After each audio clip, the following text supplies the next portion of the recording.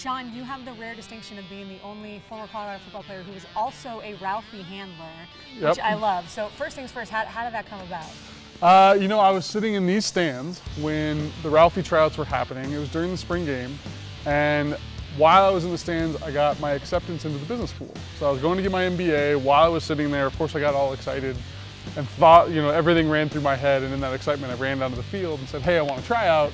Let's do this. And they said yes. Yeah, they said yes, and they let me run, and I still had a little bit of speed. So yeah, they were in. Yeah. What was the bigger adrenaline rush, running behind Ralphie or running with Ralphie?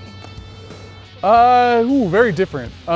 Running with Ralphie, there was a lot of like responsibility baked into that. So yeah, it was just when you were focused on different times, right? Because our pregame for Ralphie was actually pretty intense. Ralphie's not an injury-free sport either. Ralphie's not an injury-free sport either. This Colorado community, the work you're doing with Buffs4Life, part of a bigger on-campus movement to raise mental health awareness. I know it's something that Rick George, athletic director here, has been behind. So I guess my question for you is, why did you get involved in, and what's the mission for Buffs4Life? Yeah, mission for Buffs4Life is we are kind of the mental health arm.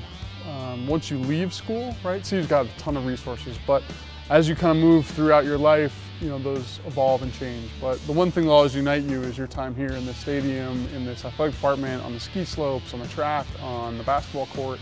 You know, that'll always be with you in that community. And that's stronger than any, you know, building or logo. Before I let you go, Sean, I am heading to Ralphie's practice later. All right. Do you have any tips or anything I need to know?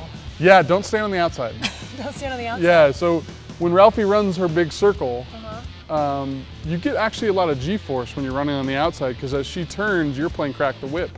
So sometimes those guys on the outside fling off into the wall. So stand in the middle. Yeah. Okay. In the middle. That's good. I'll keep that in mind. I appreciate that. I'm going to take out some people on the sideline. I think that's Go for it. Awesome. Appreciate your time. Yeah, no problem.